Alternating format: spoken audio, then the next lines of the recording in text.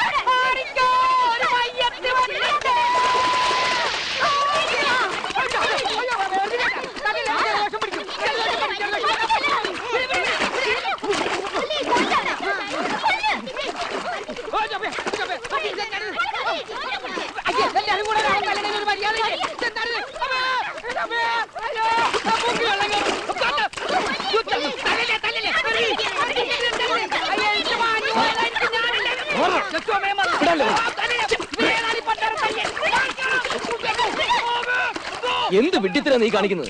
ഈ പാവത്തിന് തല്ല നാണമില്ലേ? തൊട്ടുപോരുത്.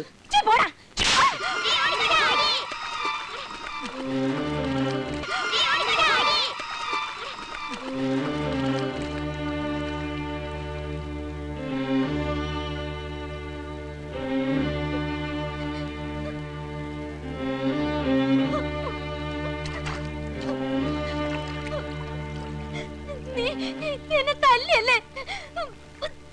പോടാ പോടാ.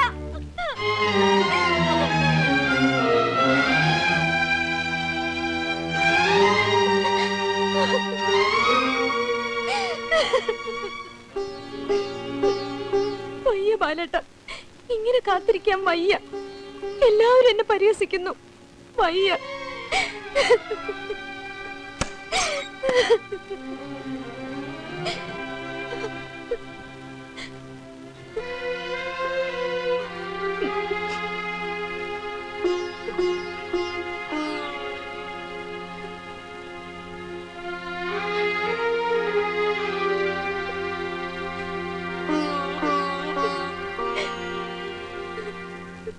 നീ ഇങ്ങനെ നാട്ടുകാർക്ക് ഒച്ച വെക്കല്ലേ? ഒച്ച വയ്ക്കല്ല. ഈ നാട്ടുകാരെ മുഴുവൻ വിളിച്ചേർത്ത് ഞാൻ പറയും എന്റെ മോടെ ജീവിതം നശിപ്പിക്കുന്ന ഏട്ടനാന്ന്. ആരാന്റെ മോൾ എങ്ങനെ നശിച്ചാലും ബാക്കിയുള്ളവർക്ക് എന്താ? ഏട്ടനും ഉണ്ടല്ലോ ഒരു മോള്. അവക്ക് ഈ ഗതി വന്നാ ഏട്ടൻ സഹിക്കോ? പറയൂ. അശ്വതിയുടെ ചോറും പൊതിയില് ബാലനുള്ള ചോറും കൂടെ വെച്ച് നീയാ രണ്ടുപേരെ സ്കൂളിൽ പറഞ്ഞയച്ചിരുന്നത്. പഠിച്ചു പഠിച്ചു വലിയ കളക്ടർമാരാവണമെന്ന് നീ അവരോട് പറയാറുണ്ടായിരുന്നു. ഒന്നും മറന്നിട്ടില്ലല്ലോ.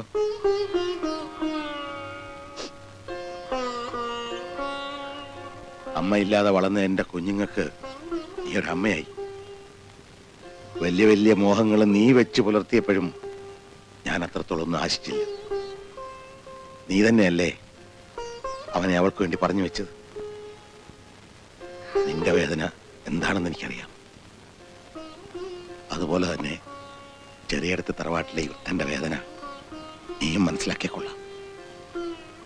മരിച്ചു മണ്ണടിഞ്ഞു പോയതിനെ കുറിച്ച് ഇനി വേദനിച്ചിട്ട് എന്താ കാര്യം? ലീലാവതി,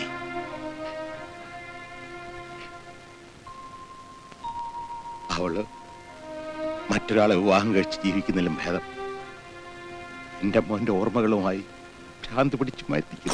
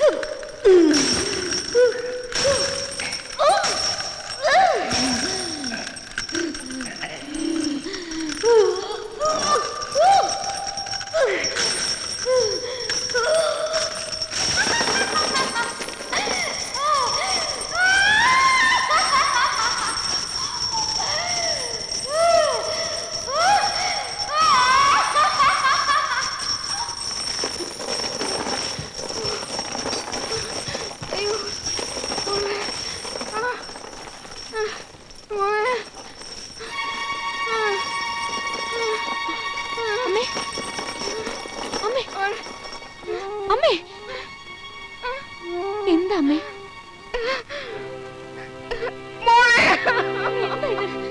ആ പെണ്ണിന്റെ ജീവിതം നശിപ്പിക്കുന്നത് ഇയാൾ ഒറ്റ ഒരുത്തനാ. ഞാനോ? അല്ലടോ, ദേ നിൽക്കുന്നത്. ചത്ത് മണ്ണടിഞ്ഞു പോയവനിങ്ങ് തിരികെ വരാൻ പോവല്ലേ. എന്തോ ഒരു വിവരക്കേട്. അല്ല ഇത് വേണ്ടേ? ഉണ്ടല്ലേ, ദേ അവിടുത്തെ പുല്ല് വരും.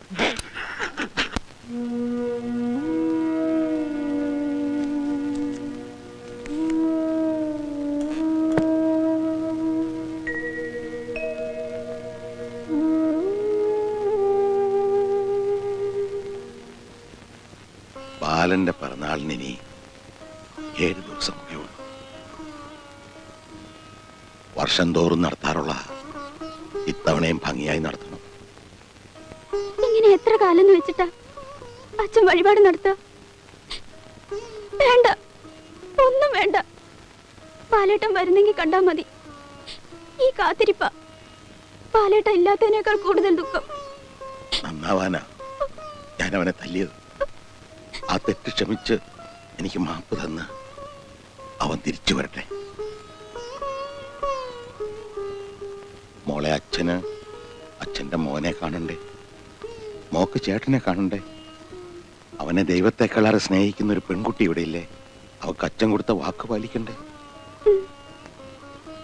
പാലേട്ടൻ വരണം. എന്നാലും അച്ഛന്റെ ഈ വേദന കാണാൻ എനിക്ക് വയ്യ. അച്ഛൻ ഇത്തിരി വെന്താലും സാരമില്ല, അവൻ മരണം. അതിനുവേണ്ടി എത്ര കാരുണ്യമില്ലാത്ത ദൈവമാണെങ്കിലും ശരി, വഴിപാട് നിവേദിച്ച് ആ പാത ഞാൻ മൂടും. അത് കാണുമ്പോ ദൈവം കണ്ണടച്ച് കളയുമെന്ന് തോന്നുന്നുണ്ടോ? പ്രാർത്ഥിച്ചു, നീയും പ്രാർത്ഥിച്ചു. ഭാരതപ്പുഴയിൽ ഈ നേരത്തൊരു മുങ്ങിക്കുളി ഒരു സുഖം തന്നെയാ. പിന്നെ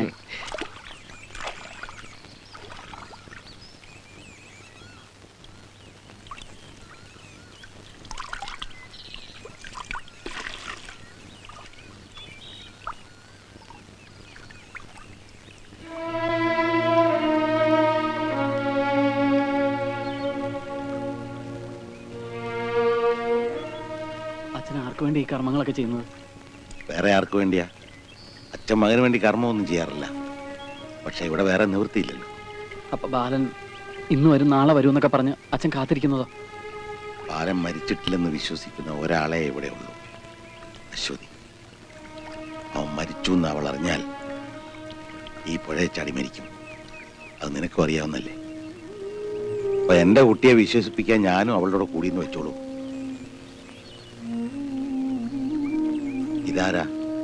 ഞാൻ നമ്മുടെ അയമുട്ടിക്കാട് വീട്ടിൽ താമസിക്കുന്ന ആളാ. ദാസാ, എന്നെ ഇങ്ങനെ ഇവിടെ കണ്ടത് മറന്നേക്ക്.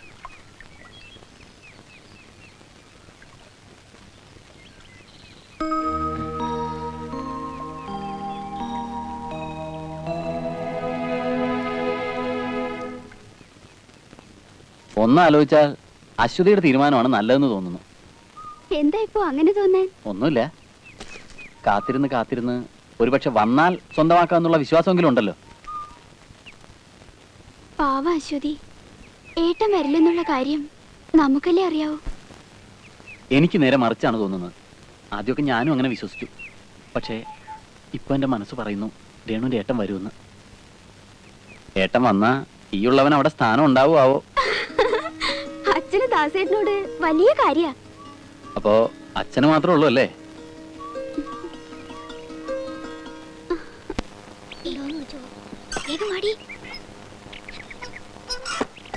കണ്ണാ,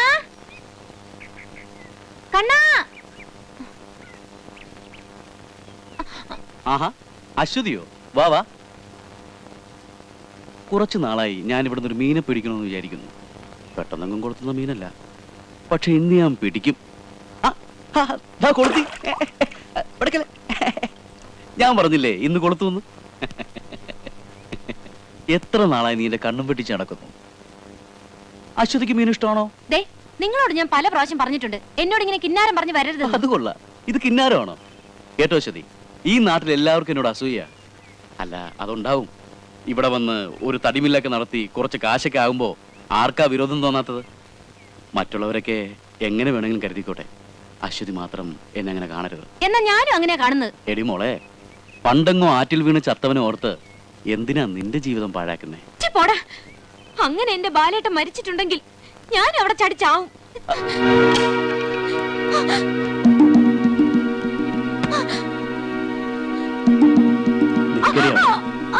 ഹലോ,